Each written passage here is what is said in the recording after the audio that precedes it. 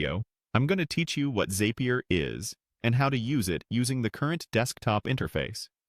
Zapier is a no-code automation platform that connects the apps you already use so they work together automatically. It does this with Zaps, simple workflows built from two parts: a trigger, which is the event that starts the automation, and an action, which is what happens next. Once a Zap is on, it runs for you in the background.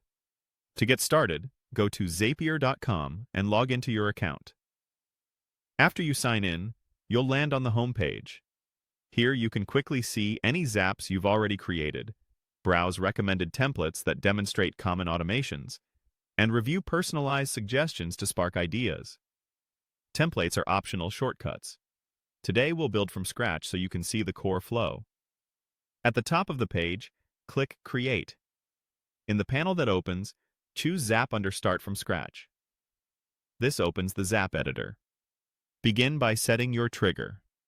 Select the app you want to watch for activity, then choose the specific trigger event that should start the automation.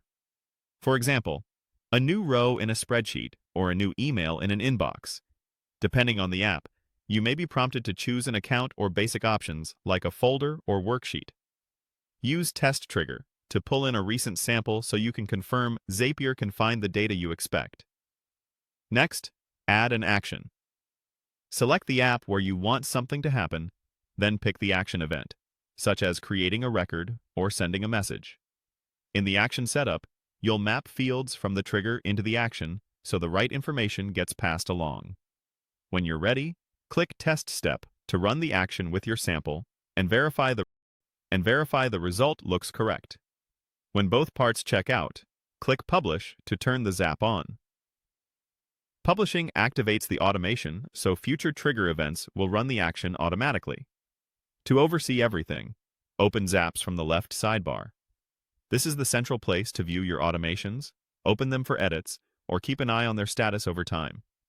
For deeper visibility, use Zap to monitor task activity.